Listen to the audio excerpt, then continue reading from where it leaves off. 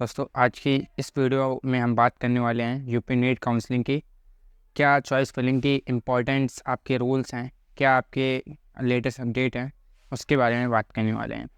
देखिए, जो ये बच्चे यूपी नीट की काउंसलिंग में राउंड 2 की काउंसलिंग में पार्टिसिपेट करने जा रहे हैं, उनके लिए कल से देखिए आपकी चॉइस फिलिंग स्टार्ट होने वाली है। ठीक है, तो कल से आप यूपी नीट के ऑफिशियल वेबसाइट पे अपना काउंसलिंग की चॉइस फिलिंग्स कर सकते हैं। ठीक है, तो कल से आपकी चॉइस फिलिंग स्टार्ट हो जाएगी। अब क्या है कि यूपी नीट काउंसलिंग जो है आपकी शेड्यूल अपडेट हुआ था। ठीक है, जो शेड्यूल था आपका वो अपडेट हुआ था, तो शेड्यूल आपका अपडेट होकर के ये डेट आगे बढ़ गई। देखिए, आपकी जो मेरिट लिस्ट होती है वो चॉइस फिलिंग के एक दिन पहले आती है। मेरिट लिस्ट मतलब ये कि किस कॉलेज में कितनी सीट वैकेंट है, किस कॉलेज में कितनी सीट खाली है, उसके बिहाफ पे वो लोग मेरिट लिस्ट अपनी अपडेट करते हैं। तो उसके बिहाफ पे हम लोग ये देखते हैं कि किस कॉलेज में सीट खाली है कि नहीं खाली है, उसी को हम फिर चॉइस फिलिंग में रखते हैं।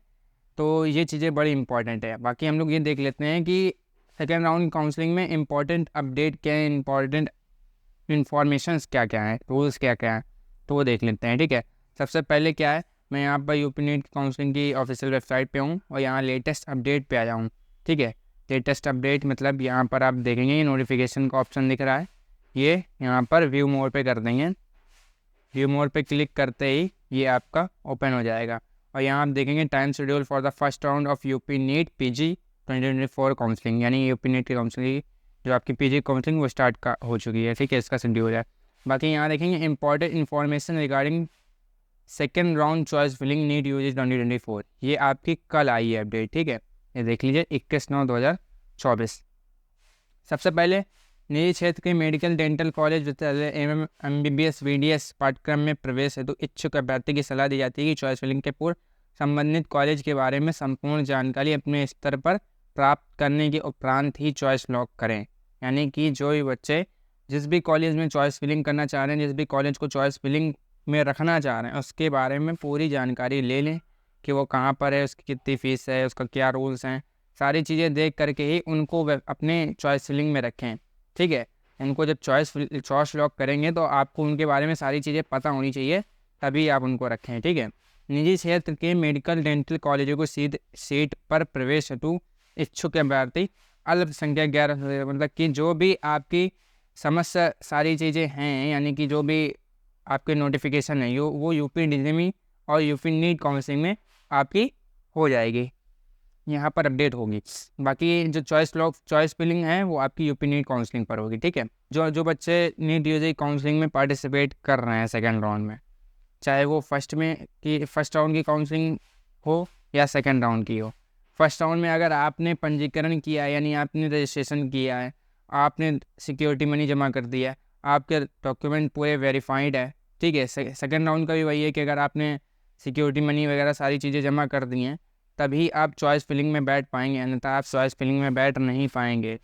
सीधी सी बात है कि अगर आपके डॉक्यूमेंट वेरीफाई नहीं है, आपकी सिक्योरिटी मनी जमा नहीं है और आपके पंजीकरण नहीं हुआ है, चाहे वो राउंड 1 हो या राउंड 2 हो, अगर आपकी ये सारी चीज़ें नहीं हुई हैं तो आप चॉइस फिलिंग में नहीं बैठ पाएंगे राउंड 2 की काउंसलिंग। अभ्यर्थी द्वारा राजकीय निजी क्षेत्र में के मेडिकल कॉलेजों की सीट में प्रवेश हेतु वरीयता आधार पर ऑनलाइन चॉइस फिल की जाएगी। अभ्यर्थी द्वारा उन्हीं कॉलेज चॉइस फिल भरे जिनमें वह इच्छुक है।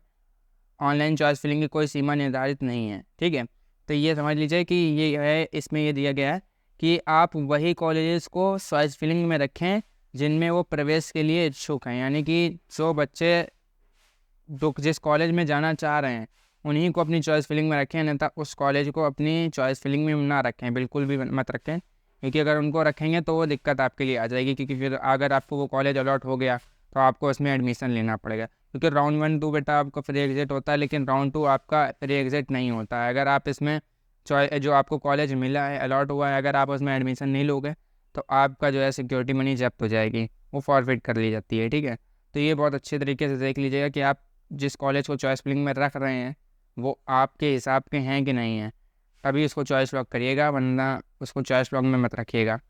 बाकी आगे देख लेते हैं। अभ्यर्थी द्वारा चॉइस लॉक करने के पश्चात किसी प्रकार के बदलाव एवं परिवर्तन नहीं हो सकेगा। यानी जो चॉइस लॉक आप कर रहे हैं उसको बहुत अच्छे तरीके से देख लीजिएगा, अच्छे तरीके से देखने के बाद ही आप उसको चॉइस लॉक करिएगा, क्योंकि इसमें बदलाव या परिवर्तन नहीं हो सकता है, कोई भी चेंजेस नहीं हो सकते हैं किसी भी तरीके के, ठीक है।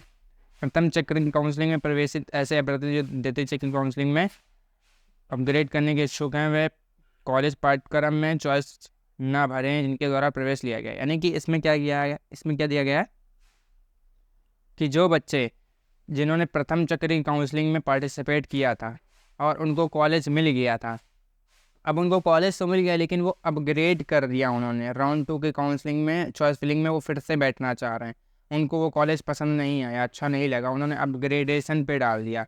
तो जो अब राउंड 2 के काउंसलिंग में वो चॉइस फिलिंग भरेंगे तो उस कॉलेज को आप चॉइस फिलिंग में मत रखिएगा जो आपको राउंड 1 की काउंसलिंग में अलॉट हो गया था, ठीक है।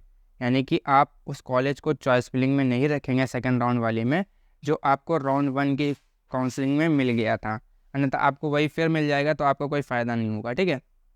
अभ्यर्थी द्वारा ये अवश्य सुनिश्चित किया जाए पुनरावंतन हेतु पूर्व में प्रवेशी सीट का विकल्प छोड़कर कि अन्य विकल्प चॉइस भरी जाए, अन्यथा की स्थिति में यदि पूर्व प्रवेशी सीट आवंटन हो जाती है तो अभ्यर्थी को नोडल सेंटर पर उपस्थित होकर पूर्व की बात ही प्रवेश प्रक्रिया पूर्ण करनी होगी। सीधी बात है कि अगर आपको राउंड 1 की काउंसलिंग में जो कॉलेज मिल गया था आप उसको राउंड 2 की काउंसलिंग में ना भरें, उसको छोड़ दें, ठीक है। अगर आप उसको भरेंगे तो आपको वो कॉलेज अगर मिल गया, अलॉट हो गया तो आपको उसमें जाना पड़ेगा, ठीक है।